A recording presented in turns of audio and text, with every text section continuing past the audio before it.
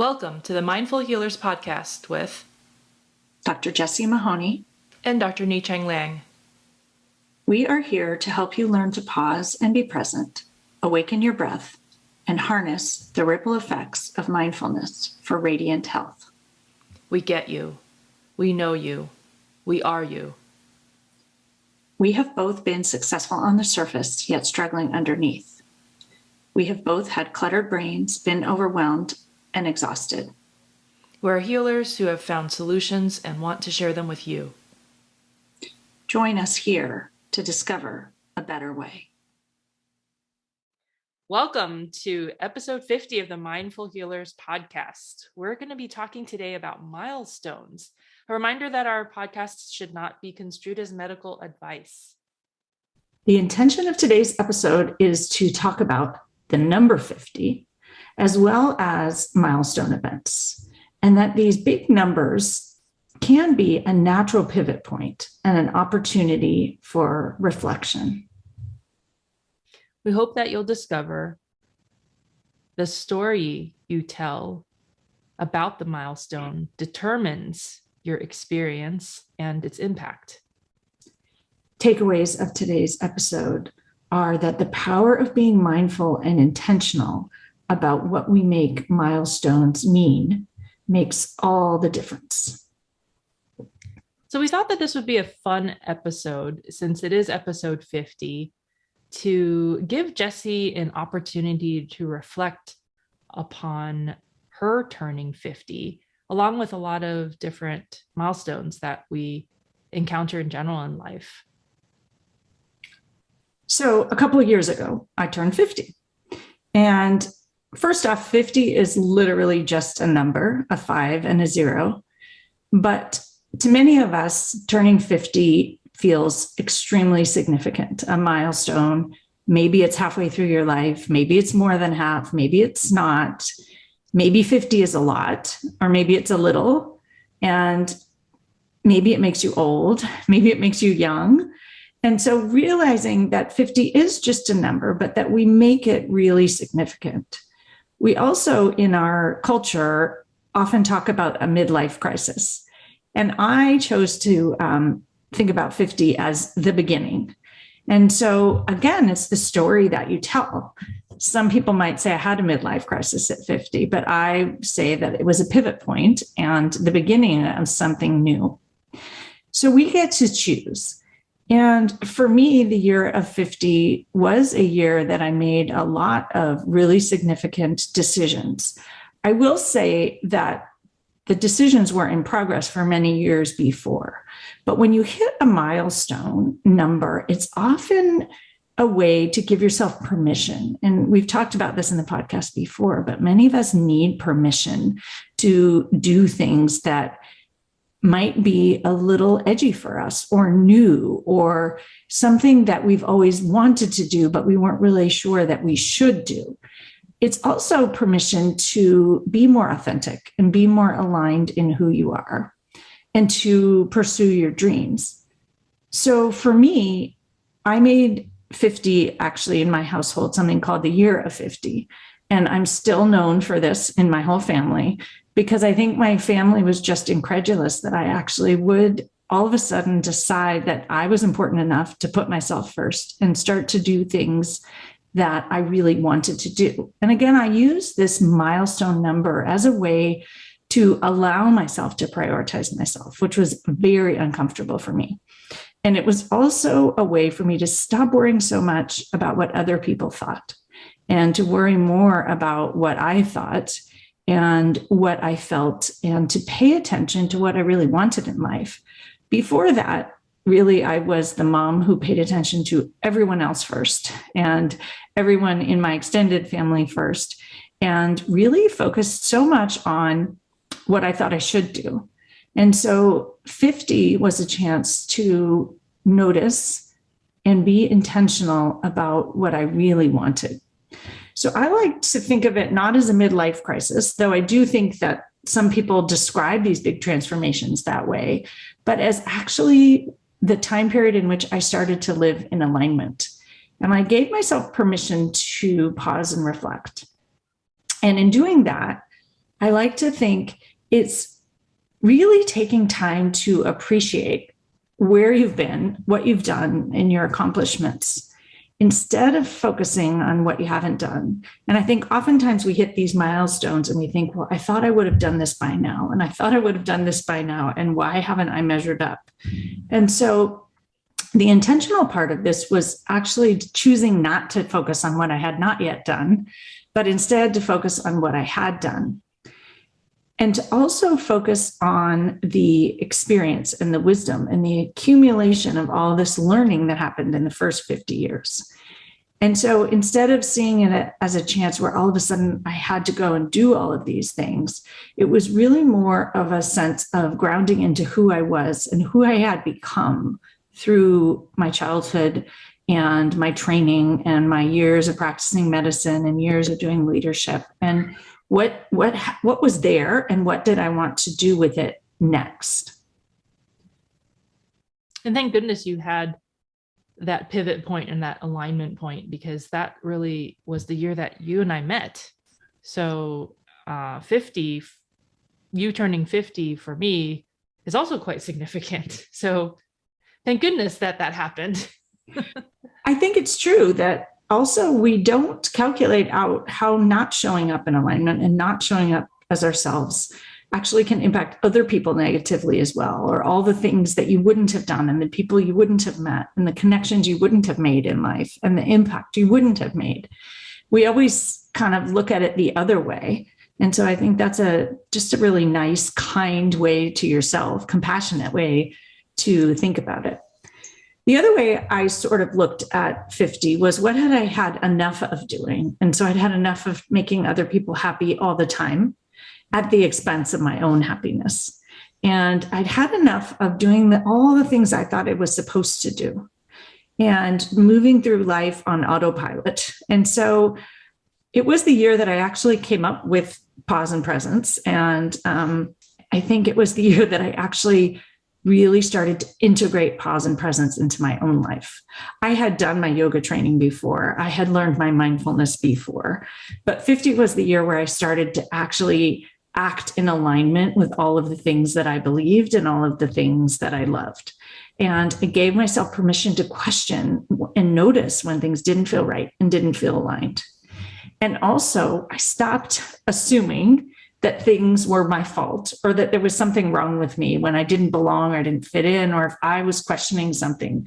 The previous version of me would always wonder, well, what did I do wrong? Or where, have I not measured up? And so I was always trying to measure up to some external level. And instead, I came to this point where I could really realize that I was doing my best, not that I was perfect. It doesn't mean I wasn't doing everything, I wasn't doing things not perfectly, but that I didn't just assume that it was somehow a problem with me. The other thing that I decided was, so not only had I had enough of those things, but things that I had been wasting time doing. And so I came up with this idea of I wasted enough time not doing the things that made me not come alive and perhaps not living up to my personal potential. And that was sort of how I felt, because as I hit 50, I had done all of these things, but I also felt like I had so much more to give, and I wasn't really sure how to transition. And 50 really gave me the belief that I was worth it and I could take the risk and that I could make it work. So a couple of the things that I didn't see 50 as was pressure, and I didn't see it as old, and I didn't come at it from the scarcity mindset. I also didn't allow myself to really think about, was I disappointed? What had I not accomplished? I had tapped very much into this word yet, which is if there was something I hadn't accomplished, I just hadn't accomplished it yet. And I still could if I wanted. And I think that most of these thoughts and this mindful, intentional approach came from yoga and mindfulness and from my own coaching experience. And I had worked with a coach when I was 48. So I had done that work, and I had trained as a coach when I was 49. And so by the time I hit 50, I was really kind of set up for having a big transformation. But it was, again, that milestone and the idea of a milestone where I gave myself permission and I sort of jumped off the diving board to see what would happen. And to me, that's the meaning of either it's not 50, but of the big milestone or the big moment where you can really give yourself permission and make a transition.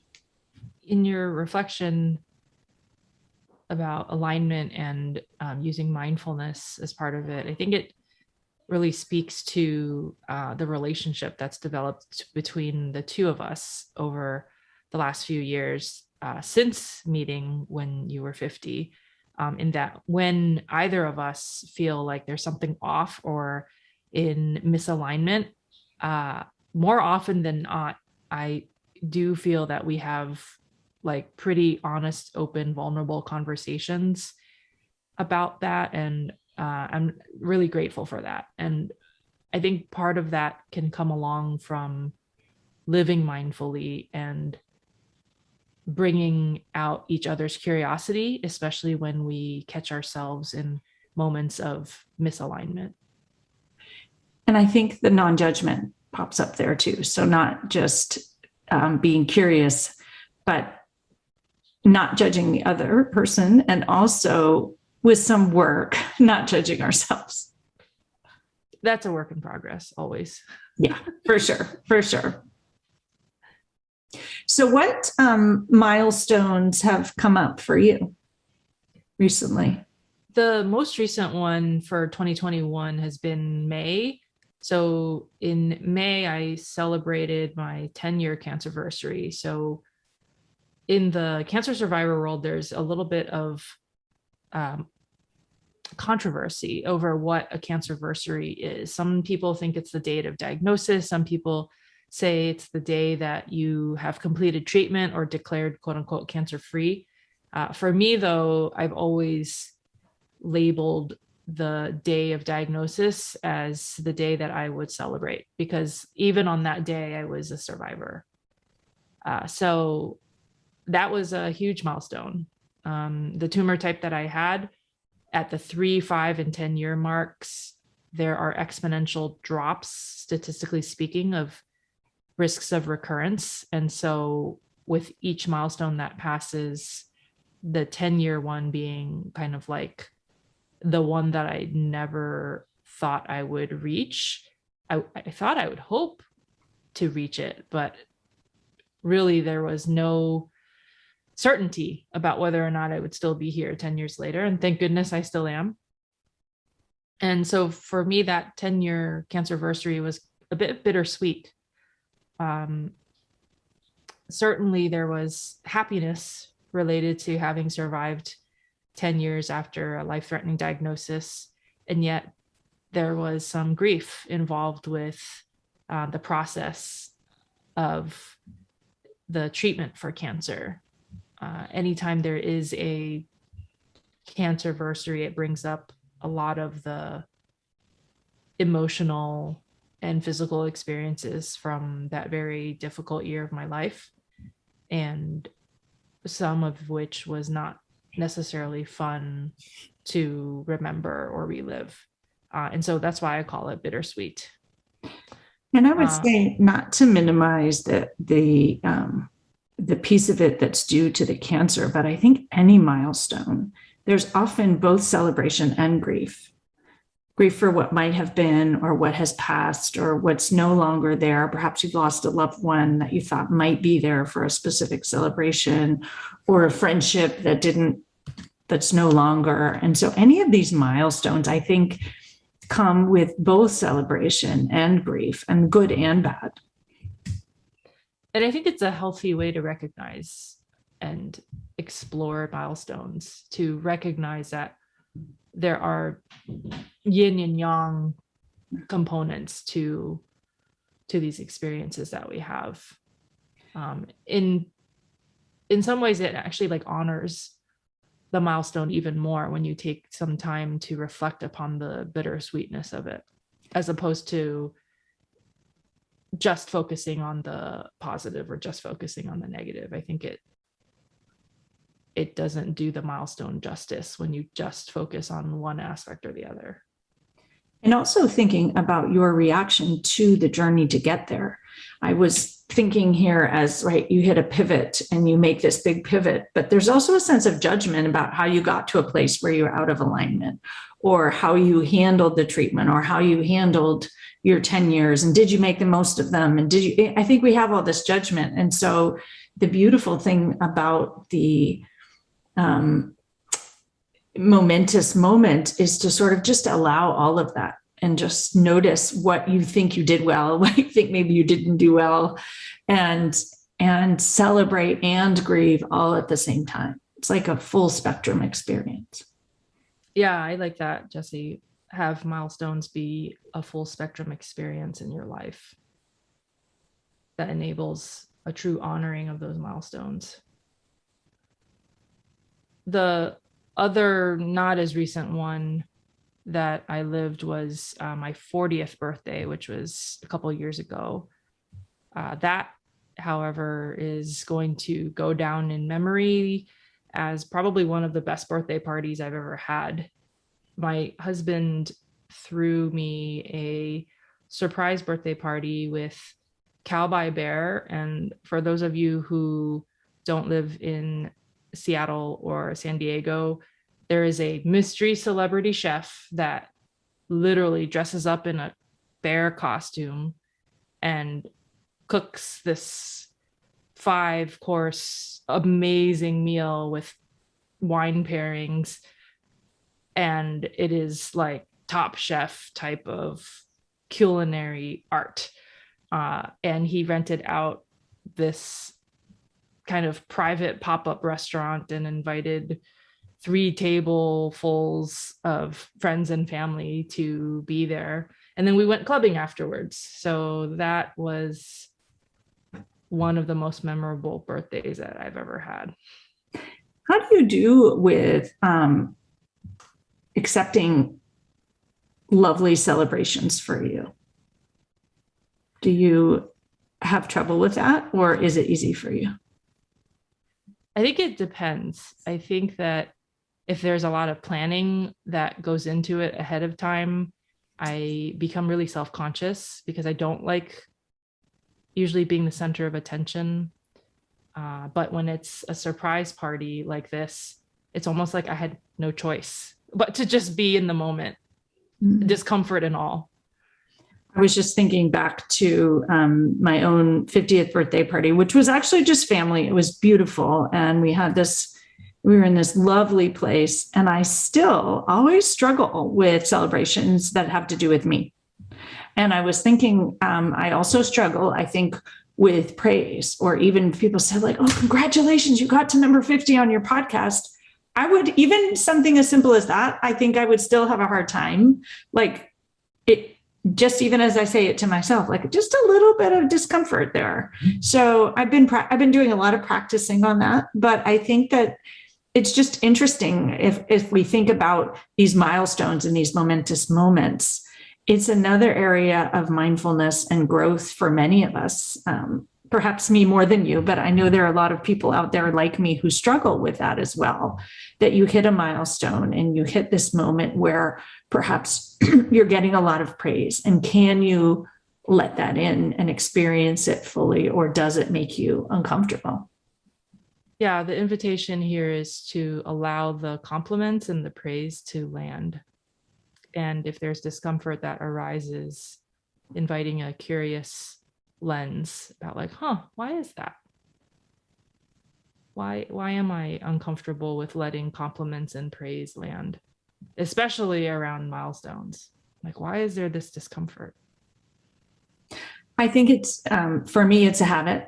And so it's literally practicing and realizing we've talked about this a few times in one of our previous episodes about shining. And so it's actually a bit of not being someone in the where I grew up, it wasn't really, we didn't shine. If you shone, you might be outshining someone else. And so I think that that's sort of a part of it, even though it's not really a conscious reaction. It's just something that is habit. And I think that some people just have more trouble with it. Whether trouble is probably not a good word choice either, but it's just an area of discomfort. Just like some people like to dance. I think we've been talking about that recently, and some people like to act and other people don't. And so it may even fall into that area where it's really difficult for some people to be celebrated and to be praised. And I think we all have work to do most of us have work to do to practice that. With milestones, I think we can also ground into the fact that milestones are based on facts, and to perhaps find a little bit of comfort in that it's okay to acknowledge the fact of this milestone for being present here right now. And yay, episode 50. Yeah. And I think it's the story you tell about it as well, right? And so it's episode 50, which is, we did 49 before that, and it's year 50 and you had 49 before that. So the story you tell evokes certain feelings and emotions, and so you get to decide. As always, we like to close our podcast with some reflection questions. So what milestone's coming up for you, and why is it a milestone? How would you like to approach your milestone?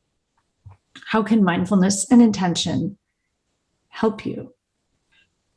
And if you have a milestone coming up, it is the perfect time to develop a mindfulness practice and consider gifting yourself a mindful coaching experience so that when you hit that milestone, you can be prepared to make the decisions that you want to make with mindful intention. We're so grateful for you listening to our podcast. And if you found our podcast helpful, please share, follow us, and please leave us stars and reviews so that we might have the opportunity to broaden our reach. We thank you. Please stay on after the sound of the singing bowl for our mindful moment offering. As always, if you want to declutter your mind, be more present, and start truly living your one wild and precious life, come find us at the mindfulhealerspodcast.com. Work with one of us. Work with both of us. Start or up-level your mindfulness practice. Discover how mindful coaching can change your life. Or even better, do both as part of our Mindful Healers programs and retreats. You can find links to find out more about our programs and join our communities at themindfulhealerspodcast.com. Reach out and get started on your journey to a life better lived today. The content of this podcast is not meant to be medical or life advice. If you choose to participate in our mindful moments, please do so safely.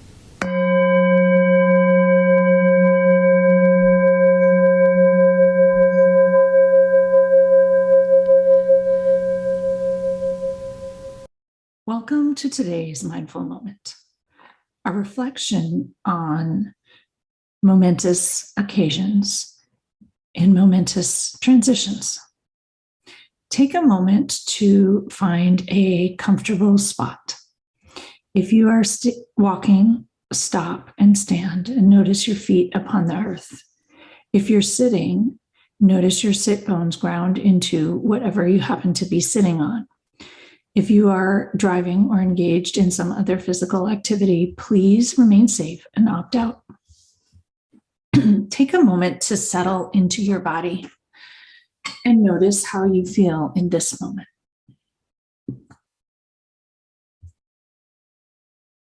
Notice if your mind is quiet or your mind is spinning and noisy. Notice if your mind is thinking about something that might be upcoming that's significant or feels momentous. And reflect on how you feel about it. Is there something ahead that feels big or important, or perhaps something that has just passed that feels big and important? And take in a long, deep, smooth inhale through your nose. And an exhale through your mouth. And connect with your heart space. And just notice how perhaps your heart feels as you think about this momentous moment. Perhaps a transition point, or perhaps a pivot point in your life. And bring a hand to heart. Press the heel of your hand gently into the heart space, releasing a bit of oxytocin, the feel-good hormone, and also the hormone that allows you to think expansively, openly, and receptively, unleashing creativity and problem solving and a willingness for change. And gently place your other hand atop the hand on the heart and notice the skin-to-skin touch. Allow yourself to experience the beautiful sensations there, skin to skin, hand upon hand, hand upon the chest, heart underneath. Connecting to yourself as a human in this large, expansive world. And connecting to wherever you may be in your life in this moment. And whatever might seem or feel momentous upcoming.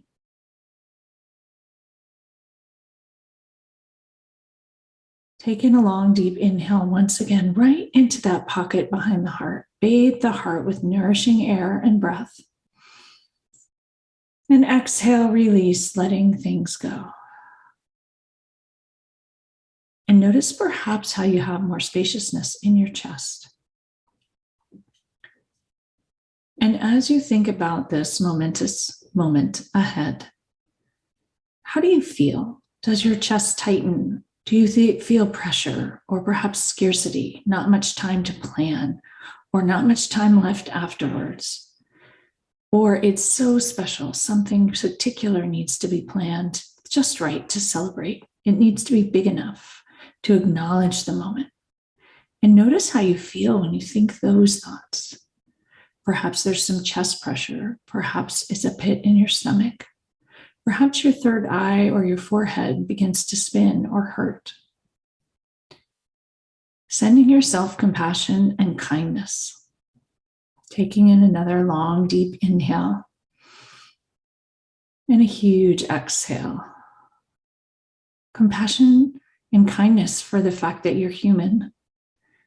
And humans often worry and make stories and have concerns about big momentous occasions. And then perhaps allow yourself to think about this momentous occasion as a gift, something to appreciate that you got here and the possibilities that exist beyond it. No need for big pressure to make a change, but perhaps just small shifts to be in more alignment, to feel more like your life works well within your values and what you really want. Allow yourself the gift of a few moments to think about what you really want, not what you should want, but what do you really want, desire? What does your soul crave? Take in an inhale and an exhale. And pause and be present here, allowing yourself to dream. What's possible? What do you want? What does your soul crave?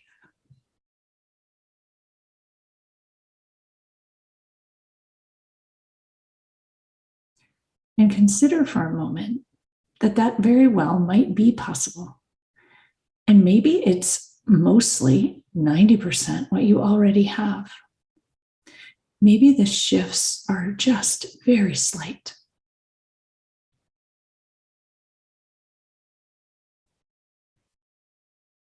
Take in another deep inhale and an exhale.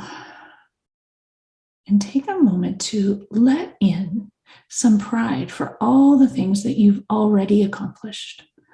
All the wisdom you already have, the skills, the experiences.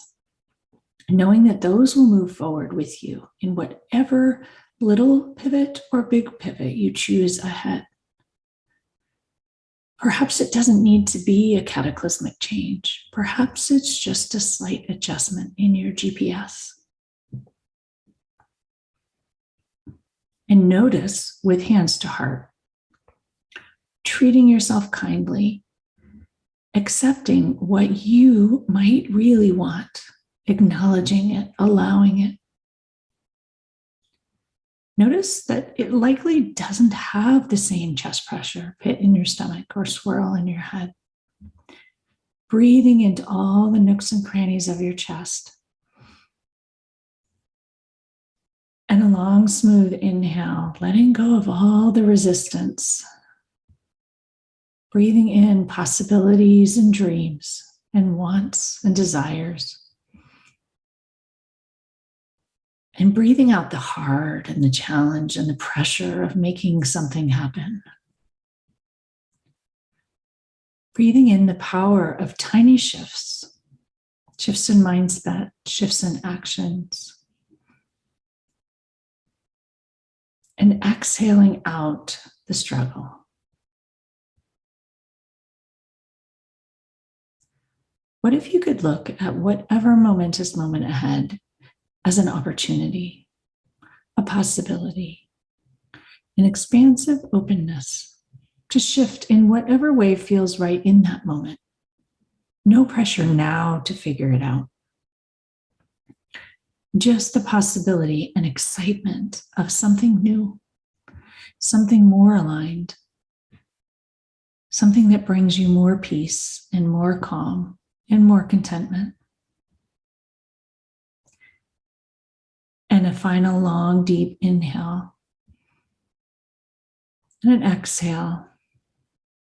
And a moment spent once again appreciating all the places you've been, all the things you've accomplished already. Not so much focusing on where you're planning to go, but giving yourself the amazing gift of acknowledging all the places you've been, all the wonderful things you've done, all the things that you have now that you had wanted at some point. Can you want what you have? Find contentment with where you are, knowing that that is the most easeful path towards a life of more contentment, more peace, more calm, and more fulfillment ahead. Bring your hands to heart center, palms together, finger pads touch, skin to skin, rub the hands together. Connect the thumbs to your sternum as a form of grounding. Take a moment here to reflect on how you wish to move forward at the end of this moment of mindfulness, with this sense of inner peace, inner calm, inner groundedness, the sense of accomplishment, achievement, acknowledgement, and the glimmer of possibility and hope and expansive opportunity ahead. How would you like to show up for all of that? Taking a deep breath in whatever way feels comfortable to you to seal it in. Letting the breath go. And slowly lowering your hands to your thighs. Open your eyes if they're closed. And give yourself a moment to accommodate and readjust. May you all have a beautiful day and a beautiful week ahead. And experience whatever momentous moments in your life are coming with joy, peace, calm, looking forward to possibilities. Namaste.